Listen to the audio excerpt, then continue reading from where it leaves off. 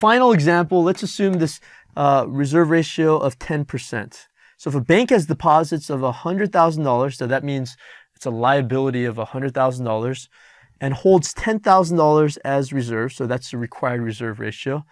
How much are its excess reserves? Okay, so meaning that, let's say $90,000 was lent out. It lent out $90,000. Then how much of that $10,000, assuming an RR of 10%?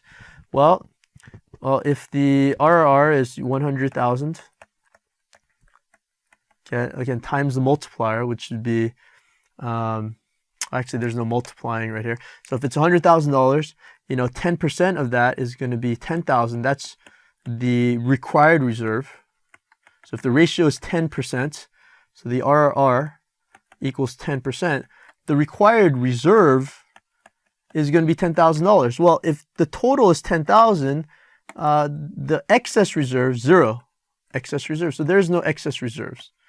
So if a bank puts himself practically in this position, it's kind of a precarious situation, because chances are if someone takes out a deposit, then they're going to have to borrow money either directly through the Fed or through the Fed funds process, because they don't have the money. So they're going to have to meet the requirements set by the Federal Reserve.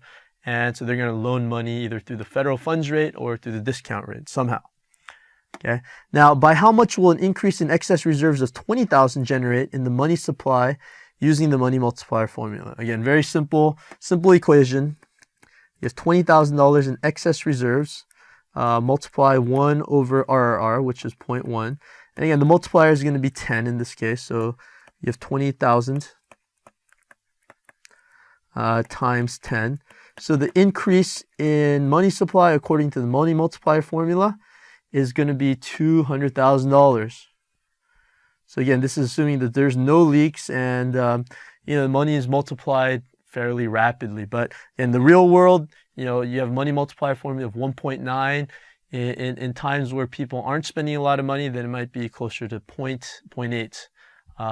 What a disaster it would be in our economy if our money multiplier formula was 0.1 or 0. If people weren't borrowing money, the way we have our economy set up through banks, it'd be a severe shock to the system if people just stopped lending. If banks for some reason stopped lending out, it shows you how reliant our economic system is on understanding this banking process and kind of navigating through the system. Thank you for watching Educator.com.